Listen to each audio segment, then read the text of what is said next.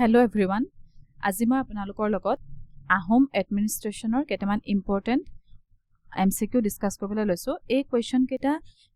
সাধাৰণতে পাই থকা জেনেৰিক কোৱেশ্চন নহয়। মই বহুত মানে ৰিসাৰ্চ কৰি বাছি কোৱেশ্চন কেইটামান আনিছো। আশা কৰো আপোনালোকে ইয়াৰ পৰা উপকৃত হ'ব। তেতিয়াহলে আহক আৰম্ভ কৰো আজিৰ ভিডিঅটো। First question is, what does the term Barnaul indicates in Ahom administration? So Ahom administration এই টাৰ্মটোৰ অৰ্থটো কি কোনটোৰ কাৰণে ব্যৱহাৰ কৰা হয় ইয়াতে যেকিটা অপচন আছে তাৰ ভিতৰত কাৰেক্ট আনসাৰ হ'ব option B the chief boat building workshop হেতু সময়টো boat building ৰ কাৰণে কিছুমান workshop হৈছিল সো তাৰ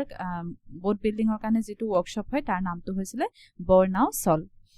আৰু আনুকা chief commander of naval department actually commander নহয় যেটো naval departmentৰ যিজন chief administrator তো তেওঁ কোৱা হয় নাওচলিয়া ফুকন কৈছিলে তেওঁ নাওচলিয়া Phukan He was not the chief commander but chief administrator of naval department Next question Which traveler mentioned that Ahom queens eto upper inverted comma ভিতৰত হ'ব Ahom queens moved unveiled তেওঁ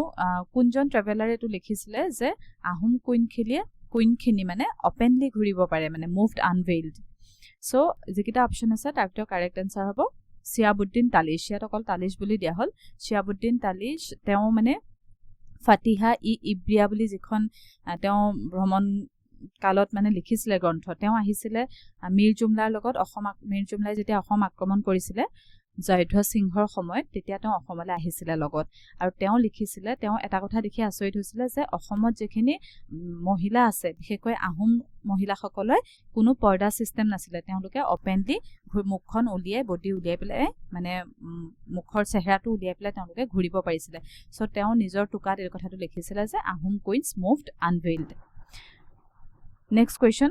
Which kings shifted allegiance towards Shaktism শাক্তইজমৰ প্ৰতি মানে কোনে allegiance তো দেখাইছিলে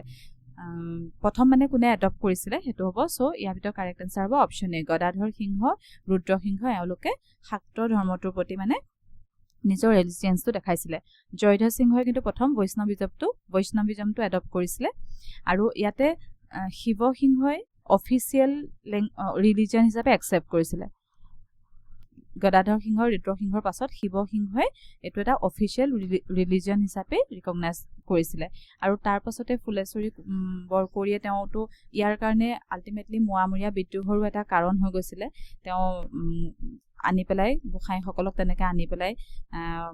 দুৰ্গা মূৰ্তিৰ আগত মানে ফুট লবলৈ বাধ্য কৰাইছিলে তো হিউমিলিয়েট ফিল কৰি পেলাই পাছলে হেতু এটা কাৰণ হৈছিলে মুৱামৰীয়া বিদ্ৰোহৰ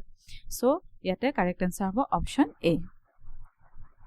Next question of 4 Which Ahom king formally accepted Vaishnavism eto ma koi ahisu Vaishnavism to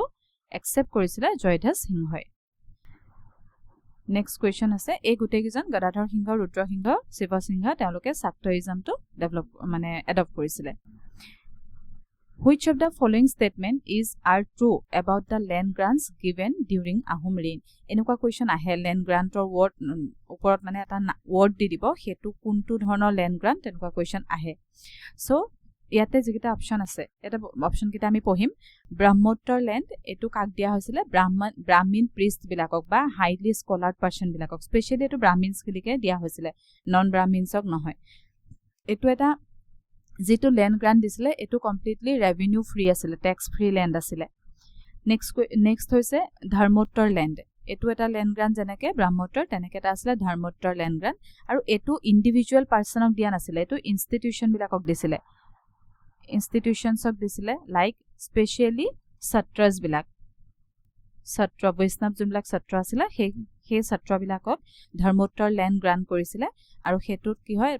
হে ল্যান্ডটোৱে পাবলিক ট্ৰাষ্ট পাৰপজৰ কাৰণে কাম কৰিছিল লাইক চ্যাৰিটি হিচাপত দিছিলে মানে ধৰ্মোত্তৰ ল্যান্ডটো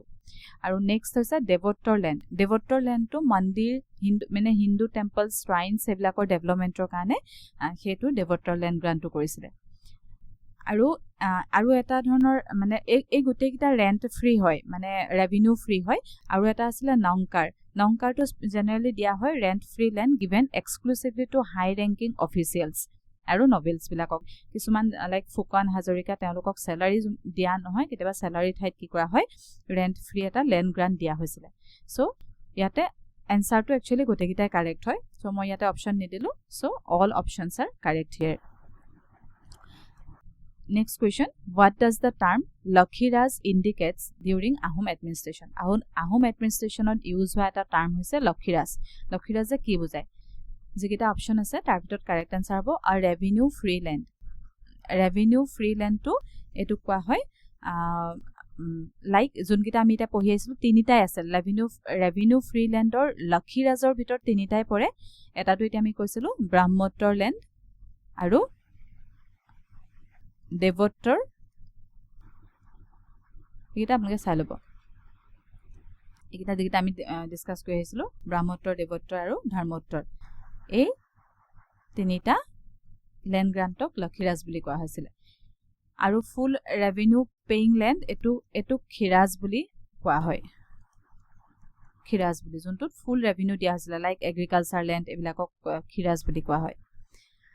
next question The Kharghoria Phukon was in charge of Kharghoria Phukon nok kuntur in charge dia hoisile jeneke moi Nausilia Phukon koisilo naval department or in charge teneke Kharghoria Phukone fire arms and gunpowder to look out swasita korisile next question hoise which of the following statement is true about Charing Rajar bikhoye tolor kuntu statement shuddho first option is the heir apparent to the throne জুনে মানে ৰাজসিংহাসন লোৱাৰ মানে প্ৰথম যোগ্যজন অধিকাৰী first অধিকাৰীজন so হেজনক চাৰিং ৰাজাজনে first অধিকাৰী হয় throne পাবৰ কাৰণে এজন ৰজাৰ ঢুকুৱাৰ পাছত সো এটো অপশন কাৰেক্ট হয় নেক্সট হৈছে the post was first created by the 5th Ahom king Sukhrangpha 5 number জনজন আহোম কিং আছিল তেওঁ এটো পোষ্ট ক্ৰিয়েট কৰিছিল বুলি কৈছে এটো কাৰেক্ট আনসাৰ হয় সুখ্ৰাংফাক আৰু এটা নামেৰে জনা যায় কি Khora Raja. Next, Chao Pulai was the first Charing Raja. Chao Pulai asile prothom Charing Raja. Etu correct hoy. So your answer hobo all of the above. All the options are correct. Next question, which among the following was not a Patra Mantri? Patra Mantri mane etiar Council of Ministers. Hetu koa hoy Patra Mantri. Patra Mantri bishekkoi 5 jon minister thake. Ejon hoise Bura Gohai এজন হৈছে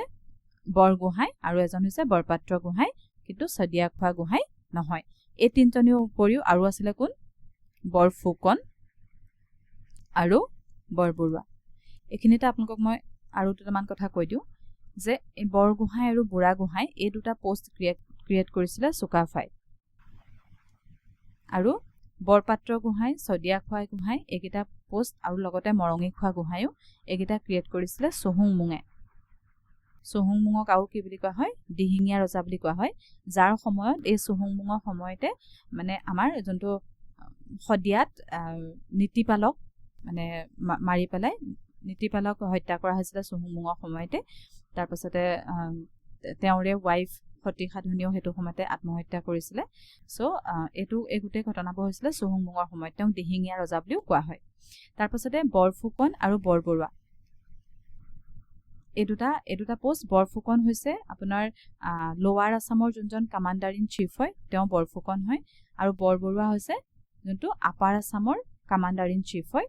এজনক কোৱা হয় বৰবৰুৱা বুলি আৰু council of মিনিষ্টাৰত পাত্ৰমন্ত্ৰীত এই 5 জনে আছিল বৰগোহাই বুঢ়া গোহাই বৰপাত্ৰ গোহাই বৰফুকন আৰু বৰবৰুৱা নেক্সট কোৱেশ্চন হৈছে question number 10 which Ahom prince was placed on the throne by the Burmese সকলে তলৰ কোনজনক আহোম প্ৰিন্সক মানে থ্ৰোনত বহাইছিলে সো ইয়াৰ এই যেগিটা অপশন দিয়া আছে অপশন গিটা ভিতৰত কাৰেক্ট আনসাৰ হৈছে যোগেশ্বৰ সিংহ তো থাৰ্ড বাৰ্মিজ ওয়াৰৰ পাছত তেওঁ মানে বাৰ্মিজ খিনিয়ে ৰজা পাতিছিলে কিন্তু তাৰ আগতে চন্দ্ৰকান্ত সিংহ তেওঁকো সেকেন্ড বাৰ্মিজ ওয়াৰৰ পাছতো তেওঁ কি কৈছিলে মানে পাপেট ৰুলাৰ হিচাপে তেওঁক এস্টাবলিশ কৰি থৈ গৈছিলে বাৰ্মিজ খিনিয়ে তাৰ পাছতে মানে সিংহতৰ এলিজিয়েন্স তো লব বুলি মান সকলে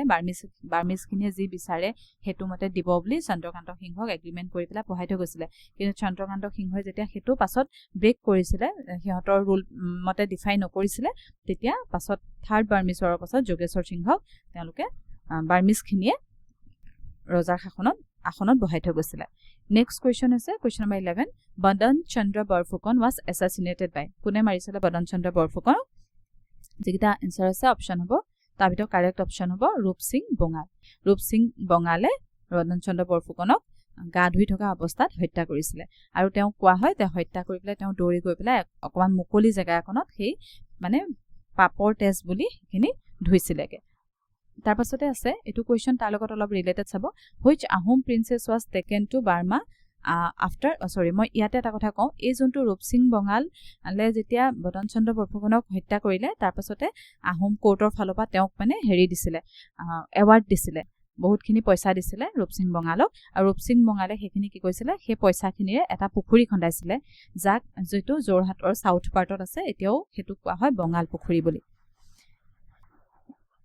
Next question to আছে which Ahom princess was taken to Burma after the first Burmese invasion প্ৰথম Burmese invasionৰ পাছত কোনগৰাকী আহোম ৰমণীক কলৈ লৈ গৈছিলে বাৰ্মালে লৈ গৈছিলে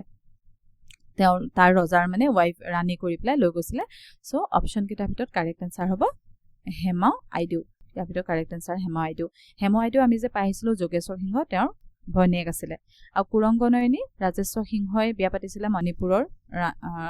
ৰাণী হেৰি হয় ৰাজকুমাৰী হয় কুৰংগনয়নীক বিয়া পাতিছিলে আৰু মোলা গাভৰু হৈছে ফ্ৰাচেনমং বুঢ়াগোহাঁই ওয়াইফ হয় মোলা গাভৰু আৰু ৰমণী গাভৰু কি আছিলে ৰমণী গাভৰু জয়ধ্বজ সিংহৰ জীয়েক আছিলে তেওঁক লৈ গৈছিলে সেই মিৰ জুমলা যেতিয়া আক্ৰমণ কৰিছিলে তাৰ পাছত তেওঁক লৈ গৈছিলে বেংগললৈ নেক্সট কোৱেশ্চন আছে question number 13 Who was the first and only recorded woman officer in Ahom administration? Ahom administration first woman officer বুলি কোৱা হয় আৰু মানে only woman officer কোনটো হয় যেটা অপচন দিয়া আছে ইয়াৰ ভিতৰত কাৰেক্ট আনসাৰ অপচন হ'ব সি মাইনি বা মাজিউ আইডিউ তেওঁই আছিলে ৰেকৰ্ডত পোৱা মানে ফুলেশ্বৰী দেৱীটো হয় তেওঁ বৰৰজাই আছিলে ফুলেশ্বৰী কৰি কিন্তু যদি আমি এডমিনিষ্ট্ৰেটৰ হিচাপে চাওঁ তো এওক নাওচলিয়া